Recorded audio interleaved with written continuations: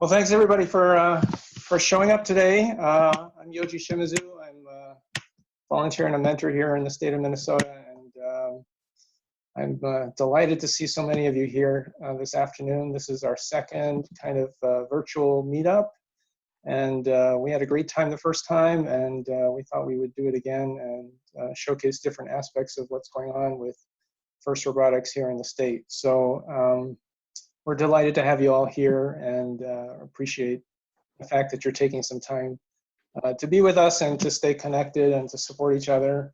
And first and foremost, I hope all of you and your loved ones are safe and healthy during this kind of really challenging time that we're all kind of going through together.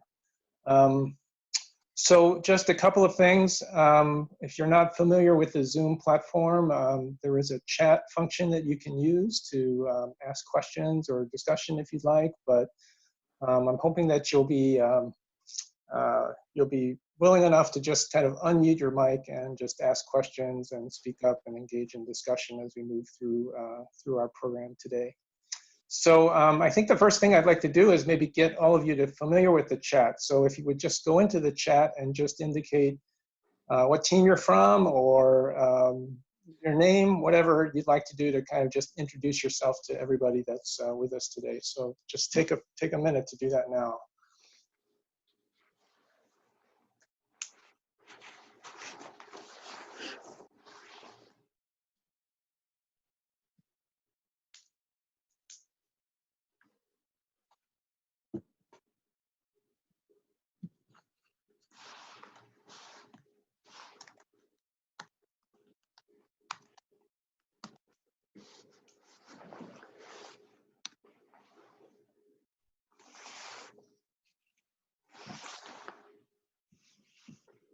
Awesome. All right.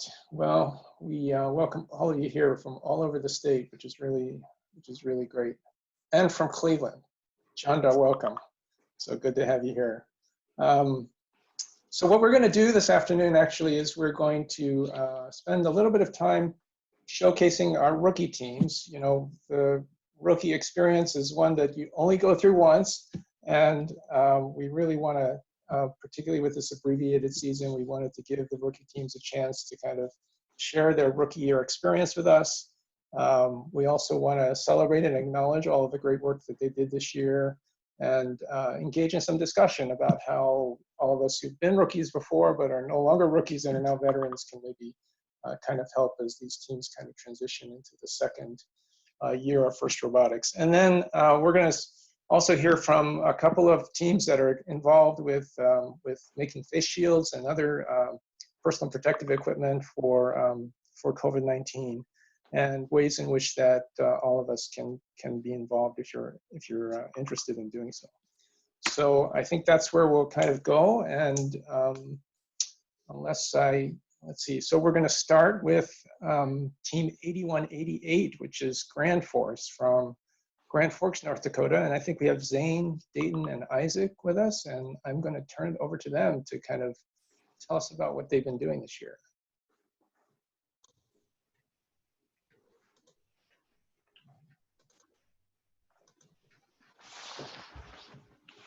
So we're Team 8188 from Grand Forks, North Dakota.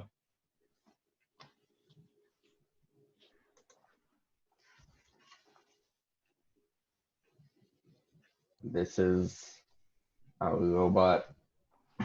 It's pretty good, actually, with how many tools we had, but I think it turned out very well. Yeah, I think it turned out pretty well. There were a few issues with it, but I'd say for a rookie team and first robot ever built, I'd say it worked exceptionally well. The wheels on the front, that's the intake. Spent a lot of time on that and worked very well. I think the more time we spent on stuff, the better it ended up being.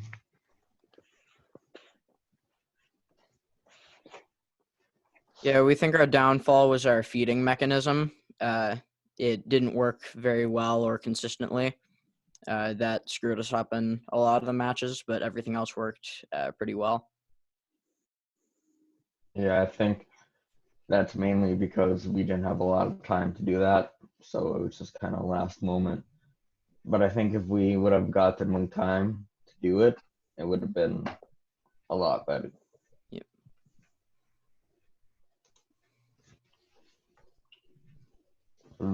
During the build season, it started off pretty well. We had 5 alumni mentors, and they knew a lot and they taught us. And we started off basics and we got pretty far. Yep, I think the build season also went pretty well.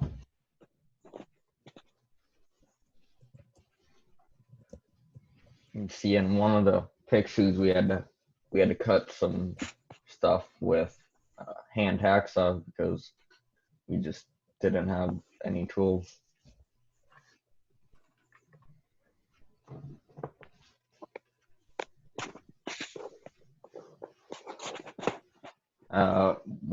We got an opportunity to go down to Fargo to practice at half of a field, and that helped us a lot, and that helped us find a lot of problems with the robot. Yeah, I think that really helped because we also had a really good driver on our team, Dayton. I don't think we would have done as well as we did without him on drive team. I think we did really well because of it. Mm-hmm.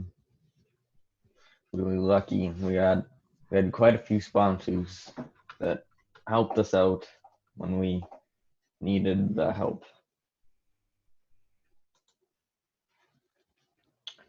So some of our challenges were a build space, and it was somebody's garage, and we didn't have any tools.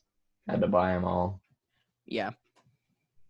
No internet was a big issue for me because I'm on the media team, and basically everything I do requires internet. So the entire time we had to use hotspots that were not very fast at all, and uploading things or downloading things for social media and just other things like outreach was quite a challenge.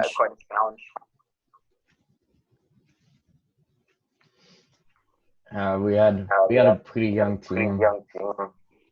It was all from middle school. We had one freshman, but that was it. So I think we did pretty well for the people we had. We had successes too. We got 38 out of 60 at competition, which was pretty exciting. The best part of our robot was the shooting. It was consistent, and it was dead on. Autonomous worked really well for us too. Yeah, we were very happy when we got a level triple climb. That was pretty exciting. And I'd say just learning to work together as a team helped us out a lot just in the future and everything. When you have to go to a job and work with other people, it helps a lot. You don't always get your way, but it ends up the best way. And I'd say, once again, the longer you spend on something, the better it gets. And we spent a lot of time on the intake, so that was the best part of it.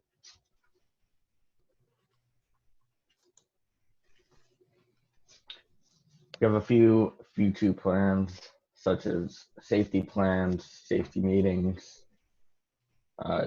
Dayton knows all about that. Yes, he's working on a safety program for next season. Public relations or media, again, that's what I do mainly on the team. And We're hoping to get more people on media next year and get more outreach, because this season we mainly focused on just having an operational robot for the season and didn't focus a lot on media or outreach. But now that we have a good understanding of how a season goes, we're going to try to do more outreach like that, such as more videos, more posts on our social media. We changed our logo recently. We just wanted to make something better because we got a lot of feedback about our old one. Some people couldn't tell what it was saying, so we made a new one recently, and we're all pretty happy with it. Mm-hmm. We hope to get more people on. I think we had about 10 people, and we got it done, but it took a lot of effort by everyone.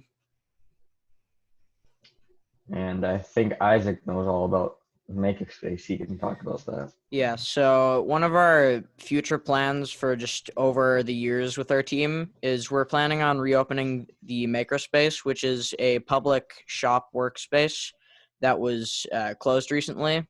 I think they fell out on regulations or something. I can't remember exactly how it got shut down, but we are planning on reopening that pretty soon, or within the next years, hopefully, or at least fundraising towards that. And we're super excited to do that. I think it would be a great thing. I don't know exactly what the plan is, but I would hope it could be open to the public in the off season when we don't use it, you know, have a separate space, but I don't know much about it. So social media, and do you have any questions? Awesome, thank you. So remind us again, how many students are on the team this year, and where did you actually build the robot? 8, I believe, and we were just in. Someone was kind enough to give us their shop for the season. I don't remember their name or anything, but just somebody's shop that gave it to us for the season. Mm-hmm. I believe it was the GC family.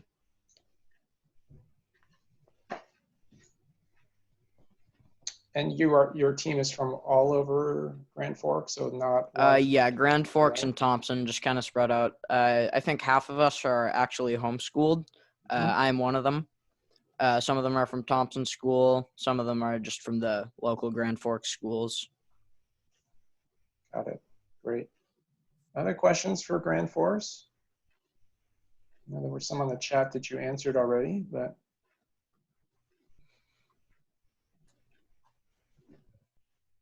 I'll ask one. What was your experience at the Great Northern Regional like?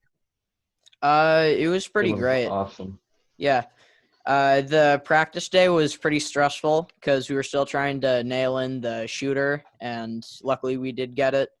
We were just fixing a lot of technical issues, but we were very happy with the results on competition. And did you get help from other teams to pull all that together? Yes, quite a bit. Upper Creek Robotics and I can't remember the other. Oh, yeah, 876 Thunder Robotics were huge helps for us, and we're super thankful for them. Thanks. And how many mentors are on your team right now? I believe 5. Yeah. And they're all FRC alumni, so that helps a lot. Sure. That's great. Good. All right. Any other questions for Grand Forks? What's the one thing you're looking forward to for next year? What you're most excited about? You go. Just the build season, I guess. I just like building stuff and being around people. On media, there's only so much you can do at one time. So my second major part on the team is just helping with fabrication whenever necessary. And that's always super fun, but I'm also super excited to hopefully get some potential sponsors next season. And very excited for that. Good. Fantastic. All right, thank you so much. Appreciate it. Let me just, if you could stop your share screen, I think that'd be perfect. Thank you so much. Great.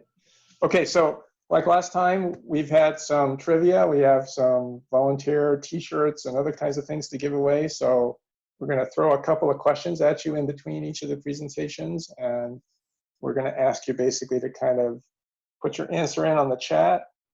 Be fair, one answer per person. And then Lori will kind of touch base with you by chat if you end up being the winners. Okay, so here's the first question. My source for this question is actually the script that I received at the beginning of the year before the competitions began for all the MCs. So it's, how many total FRC teams were rookie teams in the 2020 Infinite Recharge season? This is total across the entire program. All right, so as those answers are coming in, we're going to move on to the next presentation, and we're going to go to, I think it's team 8234, the Panthinators from Spring Lake Park High School. And I think Karen and Celeste, are you here? I hope. Yep, I'm here. I think I saw Celeste as well. Perfect, thank you. And let's just kind of talk about your team. I think you don't have a formal presentation, which is great, but yeah, no, we didn't do a full presentation, but maybe do you want to start by showing the video so folks can see our robot? Wonderful. Oh yeah, I can do that. That'd be great. Let me get that set up here. So here is the robot.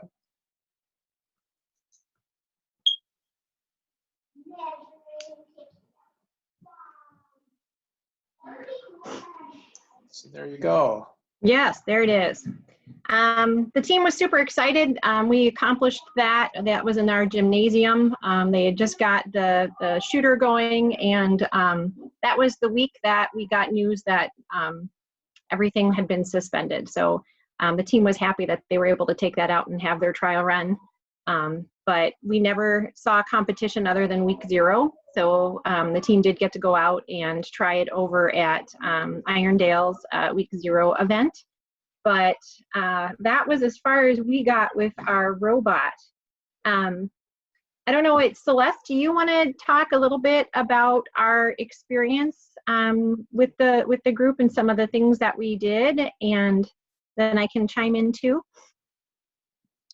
So in the beginning, it was a little bit crazy, to say the least, since we were a new team and we had barely, I think our team had been doormat for like, how long was it, Miss Coots, that we had not so had yeah, a team since? The high school had it, or an affiliated school at the high school had a team, I think about 6 years ago. But none of us, the advisors or the mentors, had had any experience with that team or the student. So we were brand new, starting over again. Yeah, so at the beginning was kind of a slow start since we didn't know what to start with, what to focus on, what our plan was going to be for the season, to say the least. And as we got more into working with as we had gotten mentors and more people to kind of join our group, we were able to kind of start working together and kind of collaborate to kind of focus onto a plan to see how this was going to work, even though it took a lot of trials and a lot of mistakes and stuff. But I guess that's the beauty of it. But yeah, it was really fun. You grow together as a team, and I mean, yeah. Yeah, so I mean, just some logistics. Yep, Spring Lake Park High School. Yep, just north of Fridley. We had a team. We had 14 registered students, but I would say about 8 to 10 did the majority of the work, and were there consistently, including Celeste. Celeste was our business lead, right? So she did our social media and a lot of our outreach with the community. Let's see, what other pieces of information can I provide you? We had 2 mentors. So that was one thing that we really struggled with, was how to get mentors. One of our mentors had no prior experience. So that's how we started off, a group of students and advisors and a mentor that had no prior experience. So we were slow to figure out what to do. Luckily, we did get hooked up with a mentor who has had a lot of experience, and then he helped accelerate our path while. We also had a lot of help from the night crawlers. I see Scott is on the line, and so we really appreciate that. Hey, Scott. So that was great to have a really experienced team just right down the road. They came on over with some of their coding and build folks to kind of get us started. Amazingly enough, and I've heard that this is common, one of the biggest things we had problems with was bumpers. So yeah, that we kind of put that off, and it took a lot more work than I thought to get those darn things together and to actually get them to hook on. But when the robot was running in the gym, that was our first time actually getting our bumpers on and having everything look really nice. So again, the team was really, really excited to have that moment. Let's see, yeah, bumpers take forever. That's a good lesson. Never underestimate the challenge of the bumpers. I think we were doing pretty good. We got our intake in, we got our shooter done. We didn't make any effort, we didn't make any progress or attempt on the climber. Our plan was really just for a more defensive bot that could, and it was low. It could go underneath the, and I can't even remember the term now because I'm so out of it, but the control panel, it was going to be able to go underneath that so we could run balls and score. And that was our plan and how we were going to contribute. What are the top 3 recommendations for rookie teams next year? Celeste, what would you say? What's your top recommendation?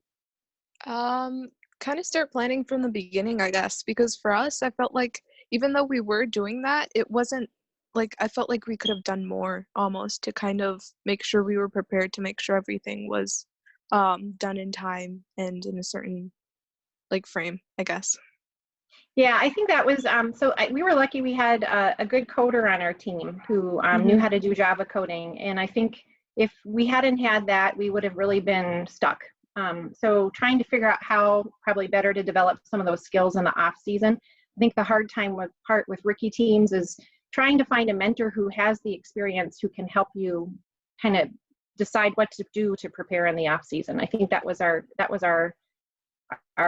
just a slow start, and not understanding how to take advantage of the off season was really difficult. What else?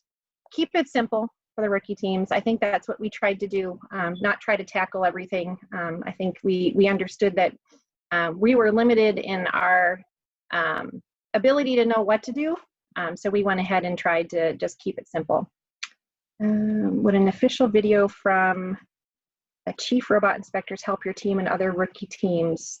Maybe say a little bit more about that, like what kind of official video? Oh, about bumpers. Yeah, maybe that. I think that would be good. And I think too, we just we had a hard time with some of that bumper hardware that we were using just some of the standard kit, and just getting everything lined up the way it needed to be was really difficult. So any thoughts about alternative ways other than some of that bumper hardware that might work would be good. One thing that I was really proud of, and Celeste, I think that you were a key part of this, we had a really diverse team. So we had, so I said we have about 14 students that registered, about 10 that showed up. Of that, over 50% were girls. And it was wonderful that we had so much diversity on the team. And that's something from a recruitment perspective that we want to keep up. So Celeste, next year, she's going to be entering her junior year. So helping, having your teammates bring in friends and others, I think is really, really important. And I was really pleased that we had such a diverse team. And it was awesome to see that everybody was equally participating in terms of build and getting into, the hands-on activities, et cetera. So that's an environment that I want to keep going for our group. Karen, Celeste, did you intentionally work to create a diverse team, or was that something that just kind of developed kind of organically for you? I feel like it's some. Sorry. Oh, it's okay. Yeah, I feel like it really just happened organically, I guess. We didn't really try to plan it or anything. At least to say, for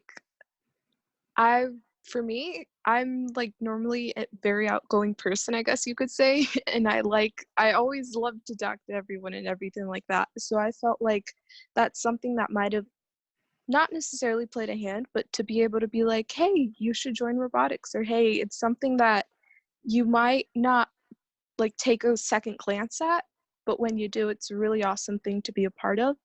And so just being able to kind of just tell friends to kind of, hey, check this out, even for like just one day, see if you like it and stuff like that, and kind of, you know, just expanding on just having different points of views on stuff like that. Yeah, I also think so as the advisor for the team and also being female, I was new at the school last year and I'm the engineering teacher there. So I was able to I had relationships with many of the female students who had taken my engineering class. So that was a good way for me to help recruit and continue to pull on those relationships to get those folks to join in and be part of the team. So I knew who had interest, and it was easy to connect with them and pull them in and get them engaged. So I'm hoping to continue to use that position and work with other staff members to make sure we're recruiting a diverse pool of folks. Awesome. Yeah. Let's see. What attracted you to the program? Is that Celeste or me or both? Why don't we say both? Both. All right. Celeste, what attracted you to the program? Okay, so it was first, I guess, a mixture of my teacher telling me, our other teacher that helped within the group, him telling me that I should check out the group and I should join it. And I was like, at first I was a little reluctant, I can't say speak. At first I wasn't too sure about it because I had never participated into something like this. But then I was like, you know what? I don't have anything to do during the winter season. Why not? And so then I joined it, and it was really cool and interesting to kind of just see, because I had no experience at all with like building robots or coding or anything like that. So I was like, what am I going to do? I wasn't sure about what I was going to do.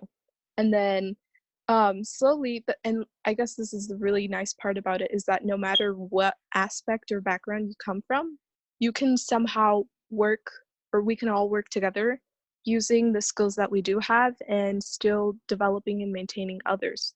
So for me, it was the business aspect of it. So where I was able to use things like social media and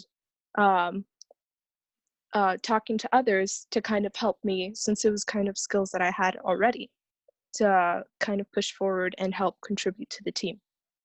And so yeah, just the environment was something that really kept me there, because it was an awesome group to be a part of, and it was really cool to just be something to where it felt like you were almost a family. So Awesome. Thanks, Celeste. That's great. For me, let's see. I'm a odd teacher, I'd say. Odd as well. They're odd for many reasons, but I'm atypical in the fact that I was a career changer. I just went to teaching a year and a half ago, and I worked at Medtronic here in the Twin Cities for 20 plus years. And while I was never an engineer, I did a lot with information technology and manufacturing operations. So I've always felt very passionately about STEM, and particularly getting young women engaged in STEM. So when the school approached me to get involved in robotics, I thought this was a great opportunity to, reach out to maybe some of those folks that wanted to have a family, like Celeste mentioned, but they didn't really have a place that in an after-school activity that they felt comfortable in. So it was kind of a win-win. So that's kind of what attracted me. I also have I have an aunt and uncle out in Virginia who've been FRC fanatics for years. They've put all their 3 adult children through FRC and continue to mentor. So they've been talking about it to us for decades. So I thought it was time I checked it out.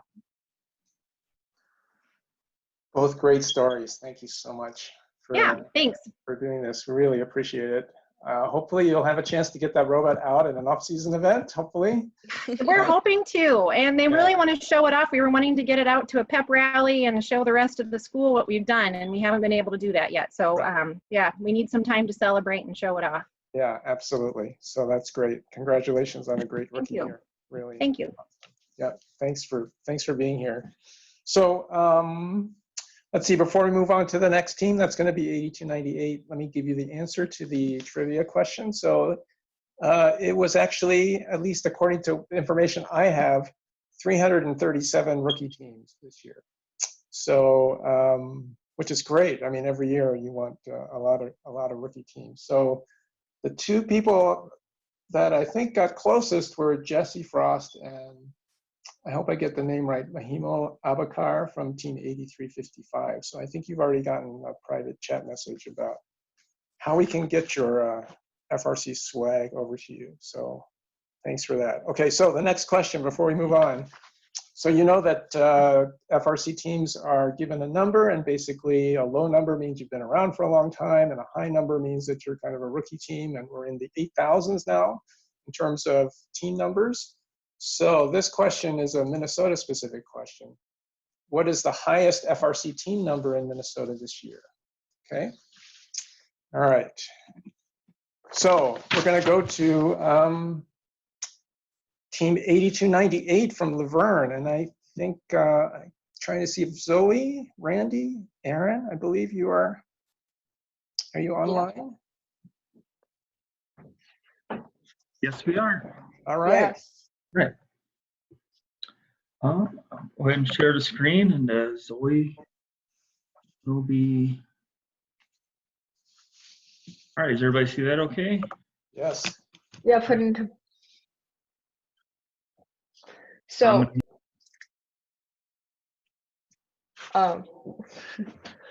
we are the Mighty Morphing Banana Slugs, and our home base is in Laverne, like at the schools where we do our stuff. The next slide, please.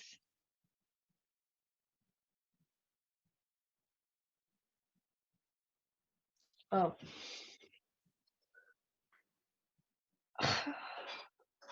English.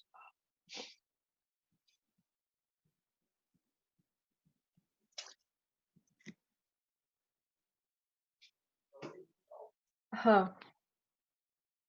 So we did not actually get approval until December. It was actually mid-December from our school board. So we really had issues with fundraising and things leading up to it.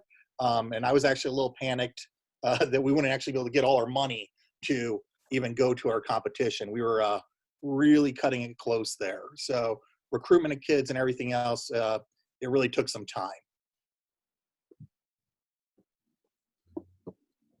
You can go to the next slide then. And this is our robot, the Slugginator. Very cute with those its googly eyes. And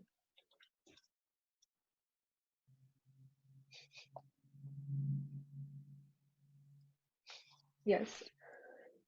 It was made all out of wood first, a little bunch of wires coming out of it, like, but we got it down to like make it look nicer. And yeah, it's very proud of the slug. And the next slide, please. Some more pictures of the slug, like during competition, and some first time moving it. It's like that one.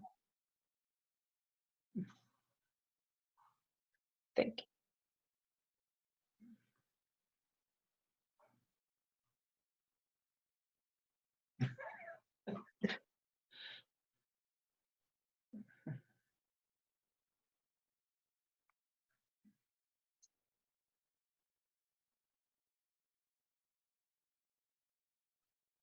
So we got to zip around the gym pretty good, well, shoot balls, things like that. We got to be able to hang. It's very fun, like goes full zoom at people with the robot, then like quickly turn away in the gym because like it's a big area. Very fun driving the robot. and uh, we went through like many trial and error. So like the local Midwest Fire gave us a tube to use for the robot. I'm like, oh yeah, we can use this for a ball shooter, but it's like too big for like the ball and stuff. So we just used the metal thing that it has now, square. And the,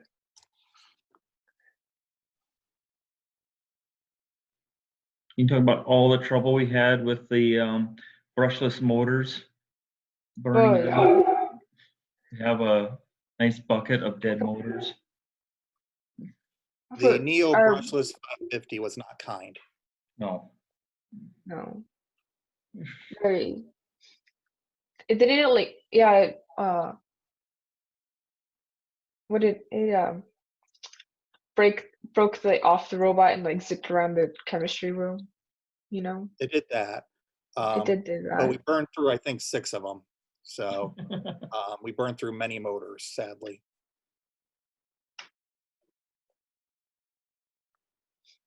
Yes, very Seemed like expensive. a good motor. Maybe next year if we use it, it'd be the bigger one. But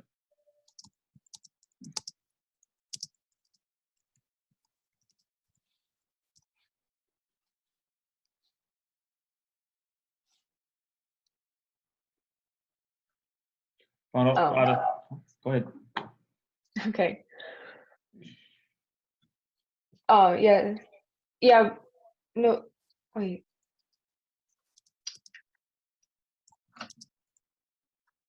I think the problem with the motor is that it wasn't like level or whatever, and it wasn't like stable, and it kept bending when the ball went through. But anyways, um, our main strength that we had a bunch of like interested people like to be in, and most of them were former First Lego League members, and our coaches, our 2 mentors, were former FLO. Or are you guys still FLO coaches? Not I sure am. yet. Okay. Okay, yeah. And our lots of support from all the small businesses in the community. But our weaknesses are we have 2 mentors that none of us knew like anything about FRC when we started it, and the funding, because I remember walking around town up to all those small businesses like begging for money, as you do. We were surprised about the cost getting things together. But of course, we're starting from scratch, so we had no tools. No, I mean, of course, the coaches donated a bunch, but purchased a lot of those in addition to the robot parts and design. We'll know a few better things next year as far as hoping to maybe get some Java programming to more students. It's kind of a lacking thing here, and it was that some people get them up and running on the coding. He said more sponsors, and hopefully we keep more students. We want more students interested in joining. So. Yes, and we are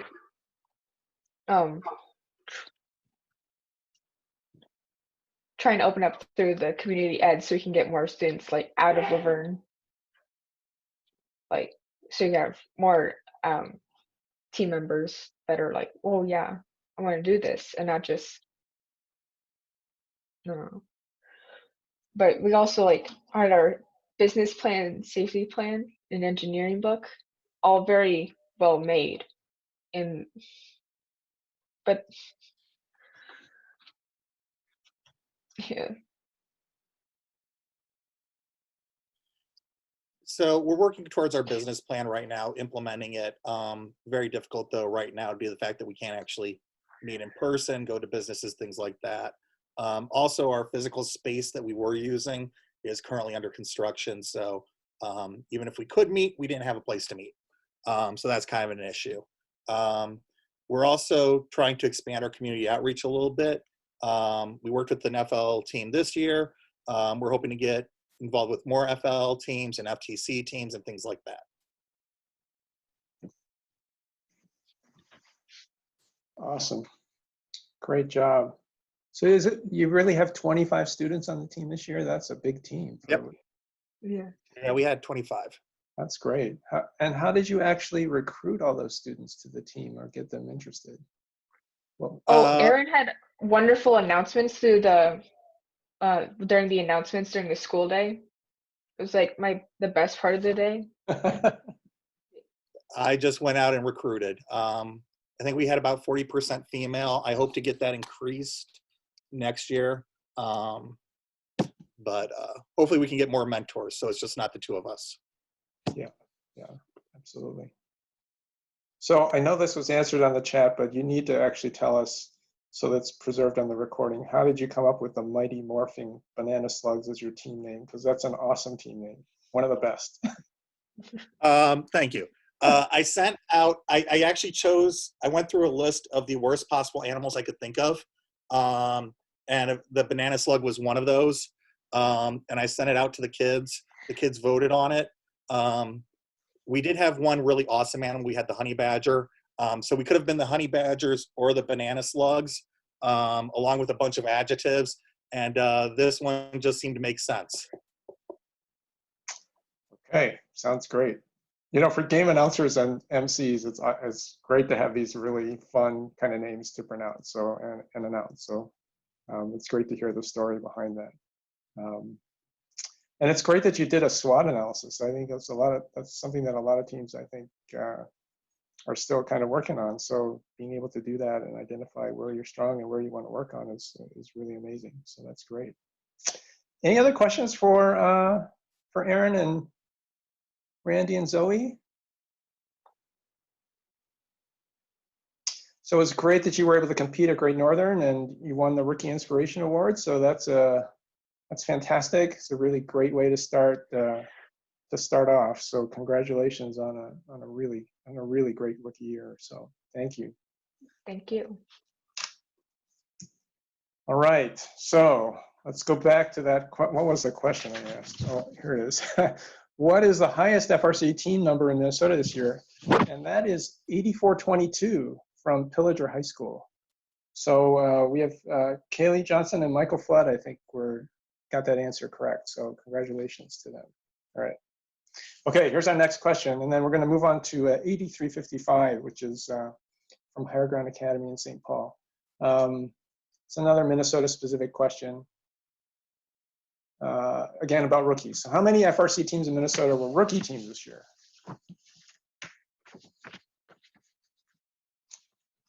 All right, as you answer that question and think about it, let's move on to 8355. This is the Melanin Mines from Higher Ground Academy in St. Paul. And I'm actually not sure who's online. Muna, are you here? And are there members of your team here with us? Yes, we are here. I think Good to me. see you.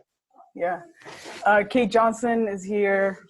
We have two students, Mahimo and Lukman. There you go. So I didn't actually prepare a presentation as I was seeing the beautiful presentations people did.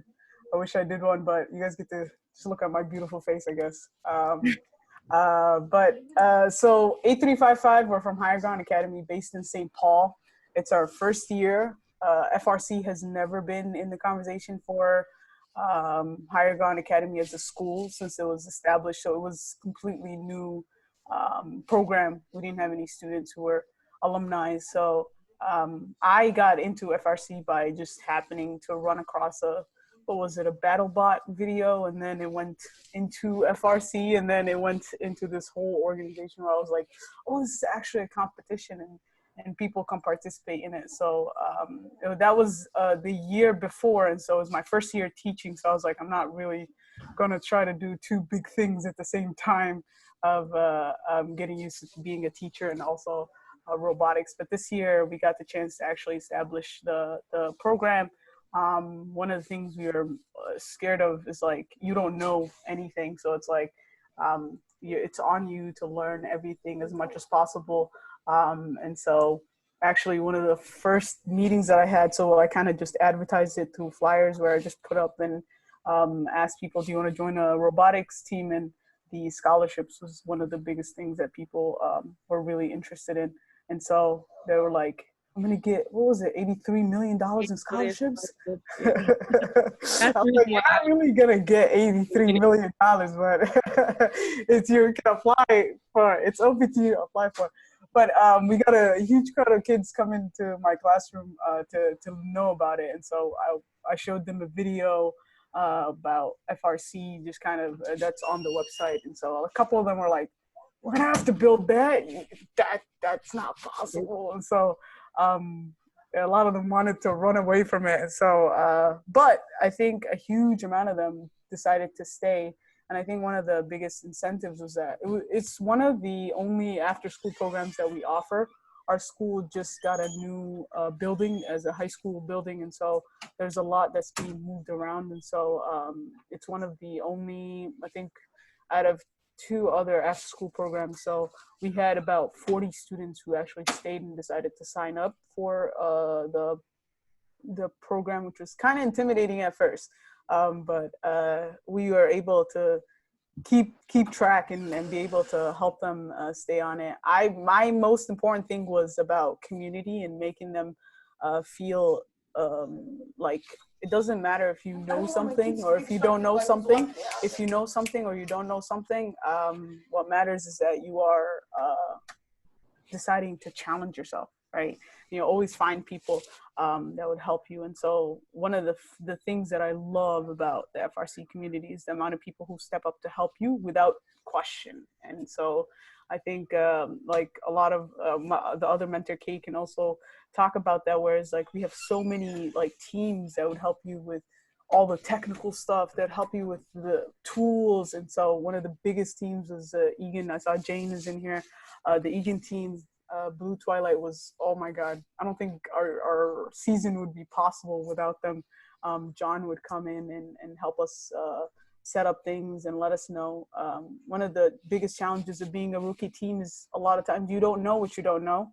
And so with Ken helping out through emails and people just helping out, we had the Armada team. I think I went to watch a competition that they did. And so we kind of got the flow of how a competition happens and how a robot is made. And so one of the biggest challenges that we had was, along with not knowing what to prep, it was like, when was it? December? So no, it was November, December when we started the club. And so it's like, we're meeting, but you don't get the kit and the game until January. And so it was kind of challenging to figure out what to do with the kids and keep them engaged in what they could learn. And because we didn't have tools and have space, it was really a very kind of challenging time because so I kind of actually took the opportunity of just like letting the kids decide what they want to do. I said, we're going to have to raise a lot of money. What do you guys want to do with this time? And so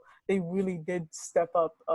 And I'm going to give it to Mahima. Mahima is, she was a captain of the business team, co-captain of the business team. And so she's really one of the individuals who really stepped up. So Mahima, you want to talk a little bit about how was your experience on the team? Yeah, actually.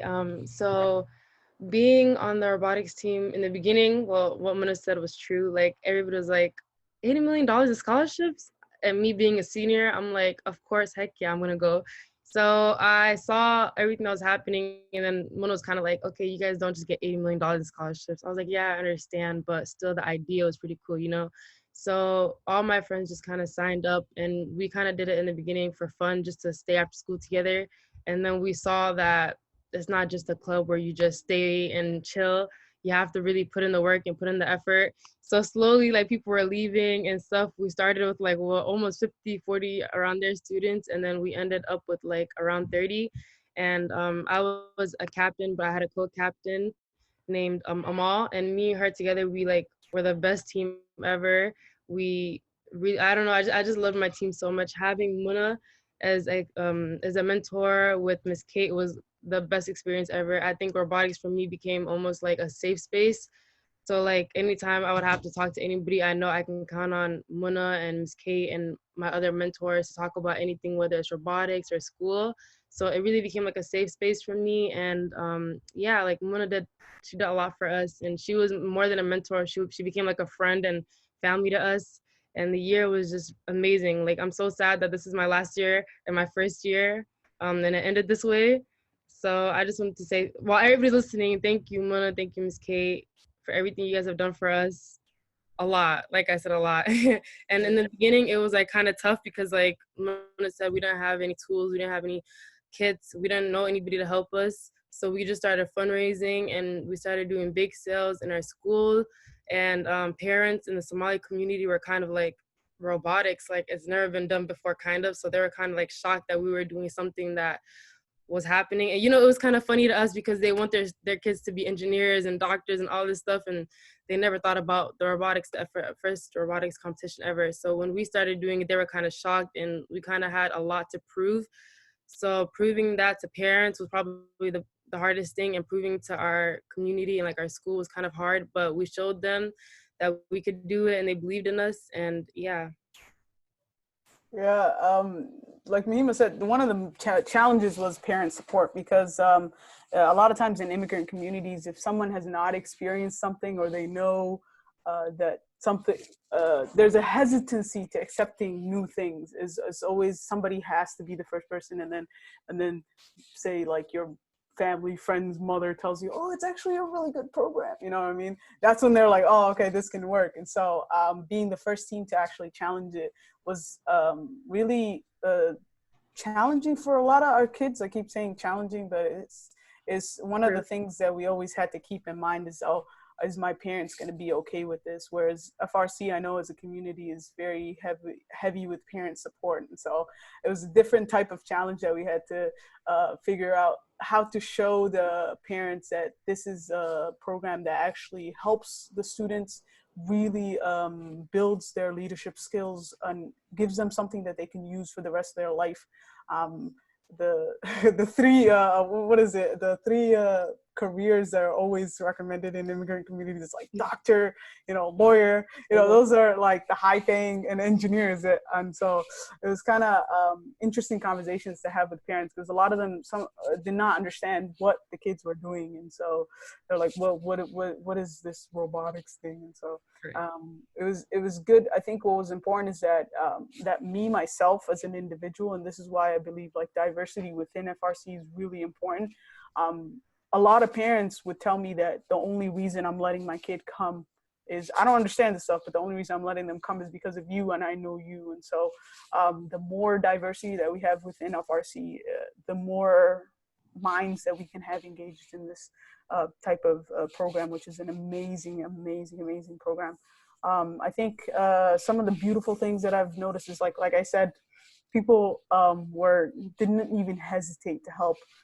They would recommend, and it wasn't just adults, it would be students too. And so when we went to St. Cloud, all the jargon, all the, like you'd sit in workshops, and then it's like the first half of it is you don't understand nothing, but then the second half you start understanding things, and you're like, oh, this is kind of really, okay, this is kind of starting to make sense. And there'll be people who'll be helping you and answering questions for you, and things like that. And so we found mentors everywhere, some that dedicated a lot of time, some that dedicated a little bit, but they helped us move. And so I'm gonna call out Luqman. Luqman, he's our programming team. I don't know if he loved programming before this, but as you know, programming is learning how to program, and being a programmer is one of the most challenging things that you could see. And so he's the one who stepped up, and he was like the MVP of the programming team. Luqman, you want to share a little bit about your experience? Yeah, programming was kind of a new experience for me, because before this year, I've always liked STEM, but like I haven't actually had a chance to engage in it. So like once I heard Ms. Mona was proposing a robotics team, of course I was going to sign up for it. So the one problem that I had with that was, as Mona said, parent support. It's like my parents knew my love for things like robotics and STEM. So even though they knew they weren't going to be able to give me a ride, sometimes they accepted that I was going to be in it and encouraged me. But back to programming, like that whole, it was like a big wall sort of that was just like in front of me, and I didn't really understand what I was doing. So like I remember once my team appointed me captain, uh I had absolutely no idea what to do, like, especially as a leader. Like if I don't understand it myself, how am I gonna teach it to other people, you know? So I think I spent like a whole night going on YouTube, surfing the internet, trying to find like an easy way to learn it. So I think eventually it took me like a month using Code Academy to learn Java. And even after that, like I didn't know how to, I had an idea, like a small idea of how to connect it to robotics, like object-based programming. But like at the same time, it was kind of difficult. So like until I actually had the kit and like saw other robots and other programs online, I couldn't figure out how to program our own robot. So I think it wasn't really until when the build team finished the drivetrain for the robot where I actually had like something to test on, and like I could see my results right in front of me. So I remember that day when I was working on that program, and I came to Mona. I was like, I have this program ready. Can I go test it? And I was like very eager to do it. So I took me and a couple other programming members to the warehouse that we have, and then when the wheels started turning, like I realized I was like, this work wasn't for nothing. I actually have something in front of me. This is the manifestation of all that time and effort that I put in. So even at the beginning stages, like Mona said, the St. Cloud field trip that we went to, I remember sitting through some of the programming like sessions, and like I couldn't understand a single bit. Like it was all just like gibberish, and like on the screen he was doing some advanced stuff. But looking back on it, it wasn't really that advanced. I was just like too closed-minded.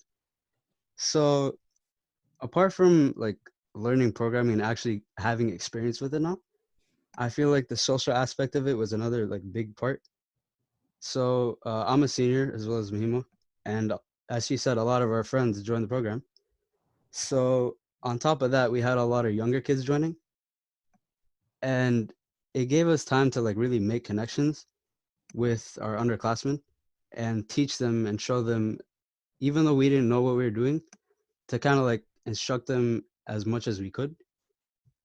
So I feel like this year was very important to me, and like robotics was a big part of it. It helped me kind of find a way to like it showed me that engineering wasn't only like something that I saw on paper. It was something that I could actually do. So yeah. And where did you get accepted to now? The U of M. Which program? Because I was gonna go into CSE, but I decided to go to CLA first to kind of like look at all my options. yeah. But biomedical engineering is kind of what I want to do in the future. So it's fantastic to hear like some of our students, and a lot of them, I think social connection is really important to students in high school. And I think if a person doesn't feel like a space belongs to them, or they are part of that space, and if they're missing, somebody's missing, I don't think that they would be able to stay for long. And so that's kind of what I attribute, or what do you call it? Like having a lot of mentors, having a lot of members too as well. One of the things that I loved about it was that the students, they tried, like a lot of our, and Luqman and Mahima know, they had a lot of frustrations when it came to leading. It was like, somebody's not taking work seriously, and they're not doing this, and they're not doing that. And then they would come and complain to me, and I'm like, well, you can't just be like, don't do this and don't do that, because that's going to make a person feel like they're doing everything wrong when they are at a time when they don't know anything. So kind of learning together how to lead, how to influence people, how to grow together was one of the beautiful things that I saw. And I saw the transformation of them being able to be very frustrated in the beginning to growing into people who can operate almost the entire program all by themselves. They're very independent, very student-led, and that's one of the things I'm proud of for this program. I'm going to call on Kate for a second to add more comments on what she thought about the program. She's our other mentor. I don't think I'll be alive without her, so Kate, go ahead. So I first want to really quick share my screen. So let me see. So you all can see this, right? Yes, hopefully. Yes. So yes. awesome. So this is a picture of a lot of our really essential team members right before going to our week 0 competition. So unfortunately, this is the only competition or like practice that we got to go to. But I feel like you can just like see the excitement and the just like passion of like, yes, we have a robot. It's going to be moving. Like just like seeing videos from the week 0 really like got people like ready to go and more motivated to like finish the robot and do what they need to do. So that was really cool to see that like fire just happened in the middle of the season, right? Of like we got this, like our robot was moving autonomously, like we had accomplished so much already. So I just thought that was super cool. And I'll also give a shout out to, we had a kind of bumpy road in the middle because I think we started out with like so many people interested and it was great and a ton of members and honestly like a ton of support from like the other students in the school. Like I personally am like a middle school teacher, so I remember telling my middle school students that I was involved in this and they're like, oh, can I join? And I was like, oh, not yet, it's just a high school thing. And then being like so excited to have like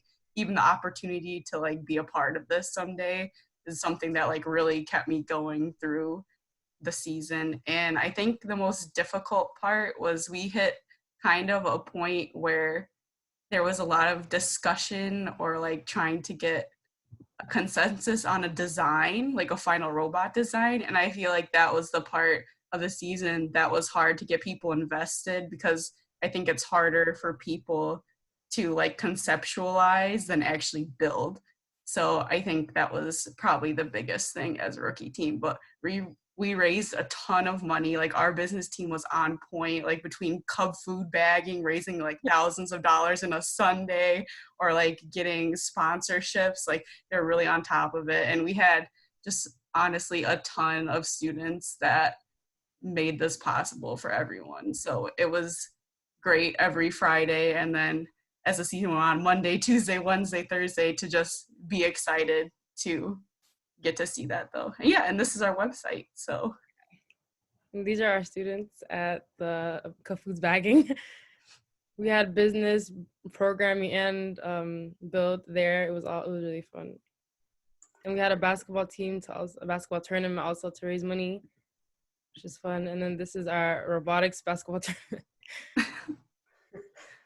I think it was when it comes to fundraising, it's challenging, and I know those who've done fundraising, it's always a scary experience at first. And so it was beautiful seeing the transformation of students when that first day we went to a Cup Foods bagging thing, and like they would be going up to people and asking, can I help you with their bags? And they were so nervous, and I was like, you guys are so cute.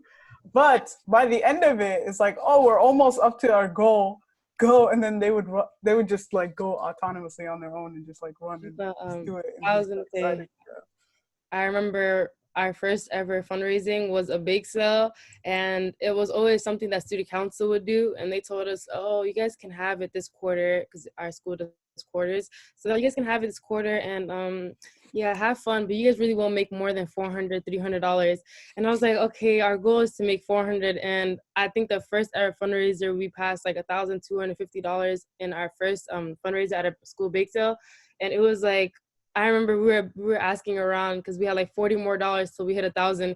And we were like, send $40. We were telling our teacher assistants and like our older friends were like, send $40 so we can hit 1,000. And once we hit that $1,000, I remember like everybody was like happy for us, like whether it was our teacher assistants, teachers, or students that don't partake in robotics, everybody was just really happy for us. And like that was probably the highlight of our fundraising because it was like our first ever fundraiser, and it was so fun. I love it. I think to wrap it up, for one of the things that I regret is not taking more pictures. you think I'm a film major. You think that's the one thing I would do. But we unfortunately our season was stopped and our school stopped meeting, and so our ability to complete our robot was not possible. And so, but I'm excited because it gives us something to work on for next year, as we're prepping for the first before the competition, you know. And so it gives the next team ability to learn about putting things together. And so for us, our FRC experience was really about creating a family together. It wasn't really about, like, you know, the technical aspects of FRC, even though, you know, buying drill presses and saws and figuring out what it was important in some aspects, but it wasn't the highlight of it. And so that's what I hope to share with you today. And if you have any questions, you go ahead and ask, but I'm gonna wrap it up. I wanna say thank you to all those who supported us. Blue Twilight, that team is amazing. Thank you, Jane. Thank you to First Robotics, for 3M, for the other teams, like we had Armada, we had our bumpers. You guys know how frustrating bumpers are. Our Great River team helped us out with the bumpers, and they stayed afterwards. And so there's so many more people that we could thank, and so many more of you out there who would help if you could. And so thank you, everyone, for everything you've done. Thank you. Thank you so much for an amazing story. I'll just share with you one story of your team that I noticed. Is I went to the week 0 event in Egan, and your team was out there every single match running that robot, and it was so exciting to sort of see the enthusiasm on your team's faces as they were kind of getting this first chance to kind of really test out what they had built, and you could see how excited they were about doing that. So I'll always remember that from this season as a really memorable thing that I remember from this year. So. Yeah, thank you. They remembered you from the first conference that we went to in the University of Minnesota, and so you were kind of an inspiring character to our students as well. And I think I also want to say for Lukman and Mahimo, I know you're seniors, and it's only 1 year in the program, and it was not the kind of season that I think we all wanted for you in terms of how it was going to play out. But it's very clear to me that you have set up this huge foundation for future success in your team and in your school. And so both of you and all of the seniors on your team should be really proud of everything that you've done this year, because under some really difficult circumstances that were completely beyond anybody's control, you have created an amazing team and a really strong base for the team to be better in the future. And so you've left a huge legacy, I think, for all of the students in your school. So thank you for doing that, and you should be really proud of that. Thank you. Proud of that. I appreciate your enthusiasm. It's great. Thank you so much for sharing your story with us.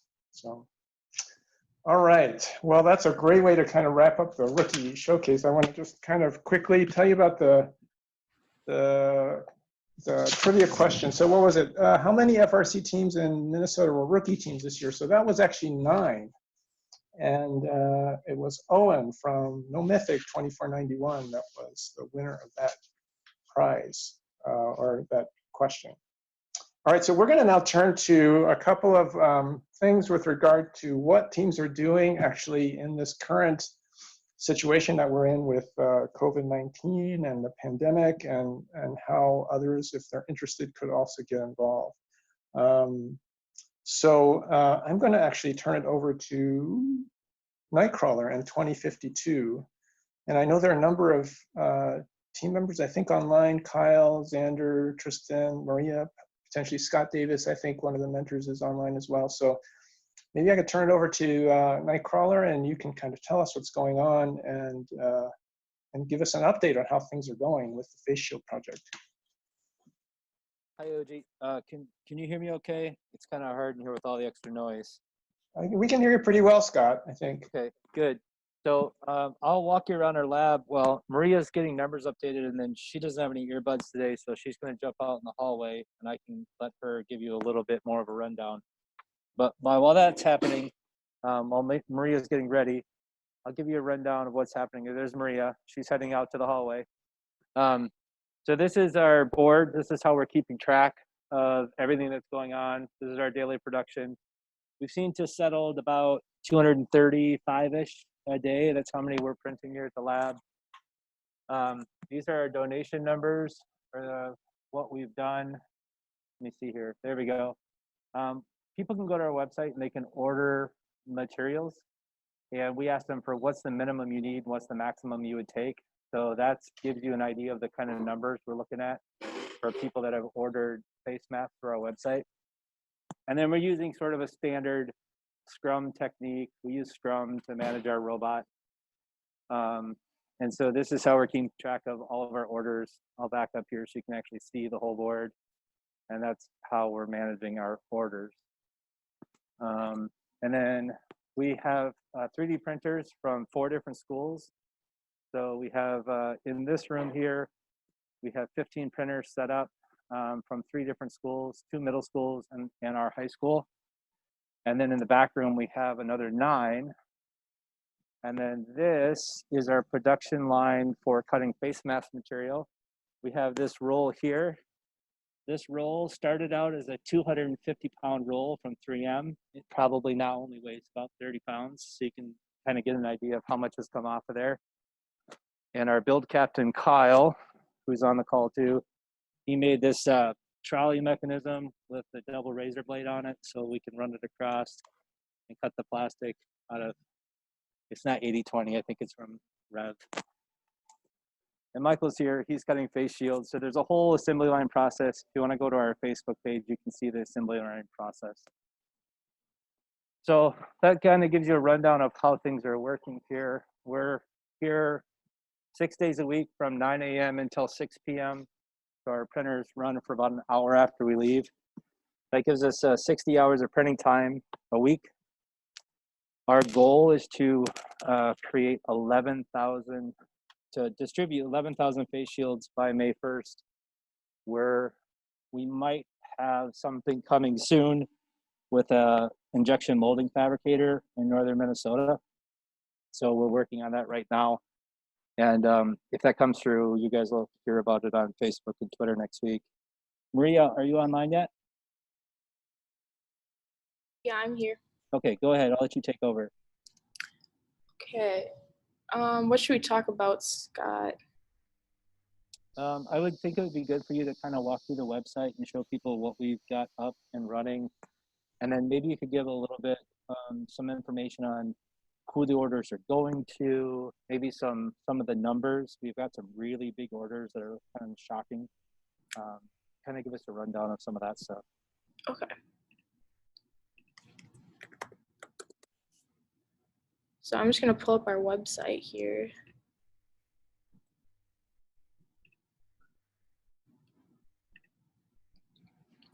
Okay, can everyone see the website? So we have a new landing page on our website, team2052.com. And at the very top here, we have our big Turning Up to 11,000 initiative. So if you go to more info, this is just basically what we're trying to do with other robotics teams right now. We know a lot of other robotics teams are doing the 3D printing project for these face shields, and we want to work with as many people as possible. We know a lot of people don't have the plastic for the top of the shields, the front of the shields. But we have a large supply, like Scott said, with those 3M rolls, and we want to share them with everyone so we can produce more shields. So yeah, you can basically check out this page. It talks about how you can help us with the printing and how we can supply you with these shield parts if you need them. We're also receiving shields that other teams have printed to hand out to our orders as they come in. So if you don't have anywhere to bring the shields that you are printing, you can also bring them to us. I'll hop in, Maria, and I'll add to that. So far we have sent out 2,300 of the clear face shield plastic to teams. We sent 500 to a team in St. Louis who asked for parts. Or we sent another 500 to an FLL team in Oregon. Blue Twilight came over and got some. No Mythic has come over. Green Machine has been sending us visors that we've been putting shields on and sending out. There's St. Thomas Academy, which is a boys' school in south the Southwest Metro, which is, I think, the sibling school to the Robettes High School. We've been working with them. They've been sending us a ton of visors that we've been distributing to our huge backlog that we've got. I'm probably missing, cards. Cards came over and picked up some stuff, 150 face shields yesterday. There's probably a few more that I'm missing. But if your team is looking to collaborate with us, we have a huge backlog of 6,000 orders that we need to fill. And so if you have people to distribute to, fantastic. If you want to make stuff but you don't know who to give it to, we can help you out with that. Scott, and Claire, can you give us a sense of the scope of these orders? Where are they going to? Who's really looking for these shields? And can you give us a sense of that? Yeah, so we've had a lot of things here on the website. We still have, can you see the website still? Yes. Yeah, sorry. Okay, so who we've donated to here, there's a lot of local Twin Cities hospitals that are requesting them. They're most of our large orders right now. And we've also had a lot of sheriff's departments come through, like Hennepin County, Ramsey County. We also had Brooklyn Park. And other than that, there's a lot of dental offices asking for them because they're not listed as like high priority to get the PPE. So we're one of the only ways they can get them right now. Does that answer the question? One of the biggest ones that we've had came through, I think, on Tuesday this week, and it was for a request for 2,000 face shields. And so I contacted that person and I said, hey, I want to make sure you're asking for that thing. It was for elderly care, senior facilities. And I said, you're not looking for the cloth masks, right? These are actually hard face shields. And he said, no, I know exactly what I'm asking for. We have 75,000 seniors in Minnesota in our facilities across the state, and we can't find anything. So anything you can send us would be appreciated. So we have his first order of 500 out of those 2,000 ready to go today. Actually, through the donation that Green Machine gave us and through St. Thomas Academy's contributions they made and the 200 and some that we can print every day, we were able to fill his order in one day. So we got his first 500 to him within 3 days of his order coming in. And hopefully he'll come pick those up today. Scott, Scott and Claire, one of the questions on the chat was basically if a team is not currently helping you out but would like to do so, what's the best way for a team to help you with this effort? Maria, you've got the website up. Can you just show them the link? Yeah, so the best way to help us, if you go to the main page of the website, I was showing earlier, we have this Let's Work Together area. Just talking about like how you can help us. First of all, if you're printing any shields and you don't know how to distribute them, you can email us. We have a new email, covid19@team2052.com, and we will either connect you with our orders that are coming in, or we'll give you a time to come drop them off for us, and we'll distribute them ourselves. Also, if you're printing and you do have people that you can give them to, but you don't have the shield plastic, you can email us at the same email and ask for some shield plastic, and we can give that to you too. Yeah, Nomethic is one of those teams that the Hennepin County Sheriff's Office, their corrections people, the people that are managing the jail, they requested 400 face shields. We got them 100 right away, but we have 300 left to go, and Nomethic is taking over that order. So we're contacting them with the people at Hennepin County Sheriff's Department, and then Nomethic is going to help deliver the rest of those 300 shields to their corrections facilities. And if you're not printing anything at all yet, but you want to jump into this whole thing and you want to start helping, we also have all of the links here to download the shield designs. You'll have to kind of play with them a bit to get them to fit your printer and exactly work right for you. But we have all those shield designs. We're using this design by Stratasys right now. And we also have file for laser cutting the plastic if you have that. Perfect. Great. So I know there are others on the, okay, so here's another question for you. Are you able to get all the raw materials needed to fill orders? And if not, are you taking donations? We aren't seeking any cash donations. We decided that we were going to use our $5,000 champs fee. We had already qualified to go to champs, and we'd actually already paid our fee for champs, which is now refundable. And so we've decided that we're going to use that $5,000 fee for this. And then the Mounds View Educational Foundation, which is a nonprofit in our school district, they found out what we were doing, and they also offered $5,000. Right now, I don't think we're even going to spend 4,000. Maybe we'll get to 5,000, but we certainly don't need no more cash funding. We went and basically wiped out half of Micro Center's 3D printer stock last week. Hopefully, they've gotten a lot more in since then. But we have a huge, you can see right there. There we have this huge pile of 3D printer filament, and then we ordered huge rolls, 4-kilogram rolls from a company in New Jersey that was delivered this week. We think we have enough 3D printer filament to get us to May 1st, which is sort of our tentative deadline for when we're going to be done with this. We hope that most of the industry in Minnesota will be retooled by May 1st, and they'll have their manufacturing of PPP up and running by the end of the month. And there won't be as much of a need for us. We're going to reevaluate that at the end of the month.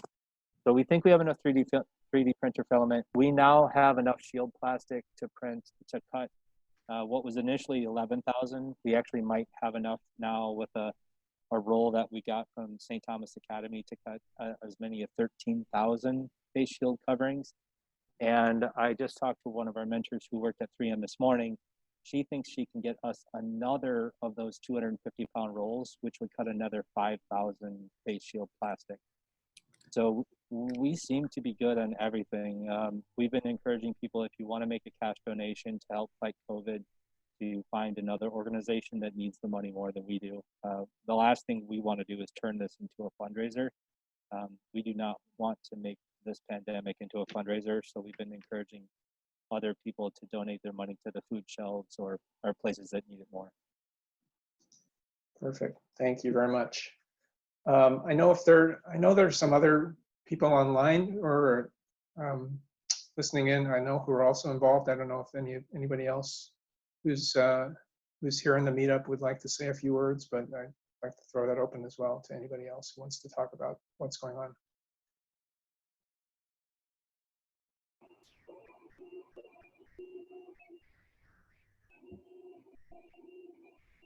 No? Okay. I think before we wrap up, I want to then turn it over to Emilio and Michael, because I think this whole issue of coordinating and working together, not only to help 2052, but all the other teams that are kind of helping with this project. I think Emilio and Michael have put together a Slack workspace that might be helpful. So I'll turn it over to both Emilio and Michael. Yeah, hi. Thanks, Yoji. I'm Emilio. I'm an alumni of 2491, and I had been hearing about all these projects going on. So Michael and I are working to set up a workspace to help coordinate. I'll let Michael introduce himself, and then I'll tell you a little bit about it. Hello, I'm Michael from 2491.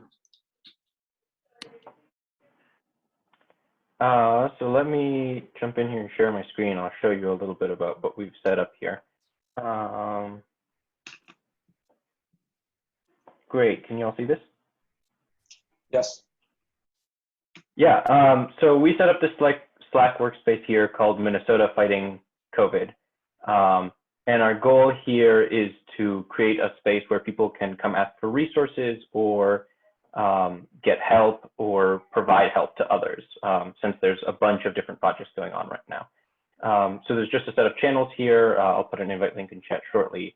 And we have some general stuff. You can get help from other people for your logistics, for getting your 3D printer stuff. We're keeping a channel of all the cool news stories that are running on this. Put the link out there. The goal is for everyone to be able to come online and get help or give help however you can with all of the different Minnesota projects.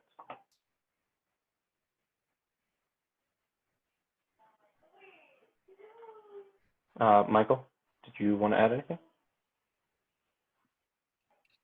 No, I just would really encourage everybody to sort of like spread the word about what's going on, because I'm like watching 2052's project has been incredibly inspiring, and it just seems like an amazing time to crowdsource, and for especially as a first community to really sort of show up in force and like see what kind of a positive difference we can make. So come one, come all. Oh, perfect. Thank you. So that'll be a great resource. Thanks for putting that together. I want to share with you the fact that this is not just a Twin Cities based project. There are lots of things going on throughout the state, and we would encourage teams that are outside of the Twin Cities to also kind of participate in the Slack workspace, because it's a way to kind of get all of us connected together. Some of the folks up in Northwest Minnesota weren't able to attend our meetup today, but I want to kind of show you some stuff that they've sent to us. So they're also working on face shields, as well as this kind of, I don't know what to call it, kind of an incubator box, kind of an isolation box. They're working with Marvin Windows, and they're getting some face shield injection molded, cutting clear lenses, using their high school robot lab and assembly to work on these kinds of boxes as well. This involves Marvin Windows, Polaris Industries, also involves the Institute for Engineering and Medicine here at the University of Minnesota. And this is a project that includes 2883 Team Fred, 3750 Gator Robotics out of Badger, and 5172 Gator Robotics out of Greenbush Middle River. They're also working on face shields as well and getting that out to healthcare workers and to first responders up in that part of the state. So, so this is happening everywhere. This is, I think just fantastic that everyone is kind of getting involved in this and doing what they can really to kind of help in this really unusual situation that we're in. I think maybe the one final thing I'll ask is maybe Scott. Unfortunately, I think Kyle wasn't able to be online. His phone is having some issues, but I know there's a very personal reason why Kyle in particular is interested in the face shield project, and maybe you could just kind of tell us kind of where that's coming from, and maybe why Nightcrawler in particular has chosen this as a particular endeavor that they wanted to work on right now. Sure. Kyle, if you are back on the thing, feel free to hop in. I'm back. Oh, he's back. Good. Excellent. Perfect. Yeah, so some members of my family are also nurses, so we were able to get them a bunch of face shields, which was nice. I believe that was a question you asked. My phone's being dumb. Did you get connected through 3M initially, or how did sort of the interest in this develop, or just sort of how did this get started for you? Are you talking about for the team? How did we Yeah. get this For the lab team, I of guess. 24 printers put together?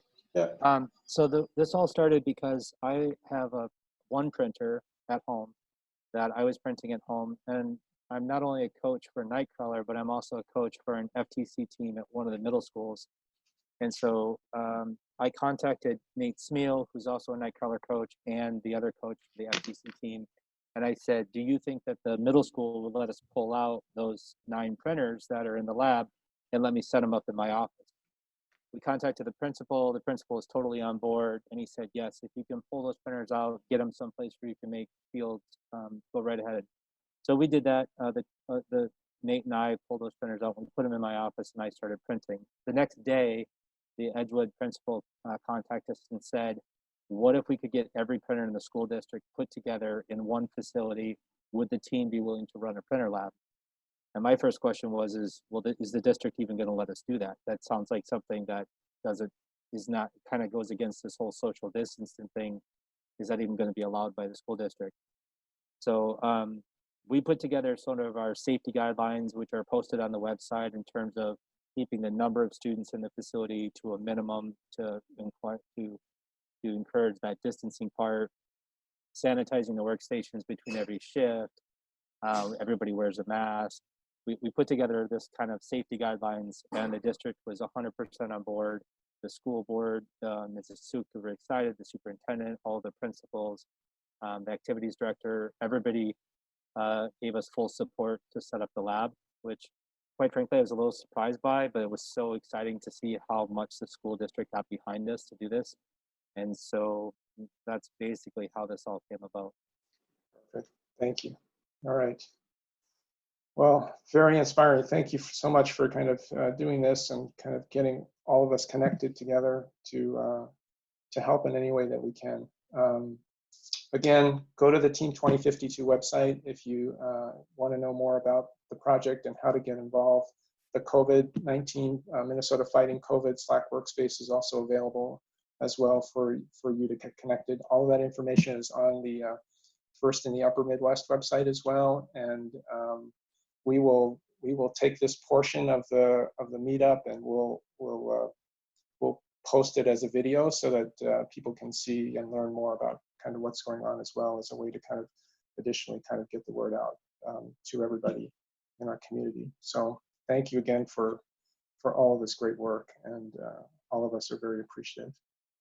All right, we're a couple of minutes over, but I just wanted to kind of just give you a couple of final announcements about things that are coming up next. We do have another meetup next week, Saturday again at 1 o'clock, and we're going to actually focus and showcase a couple of teams that unfortunately that were not able to compete this season. And so I think we're going to have at least 4 teams presenting, 3018, 2220, 4215, and 3883 next week at 1 o'clock. So I hope that you will join us then. And maybe Scott, you could come back and give us an update on how things are going next Saturday if you have time to do that.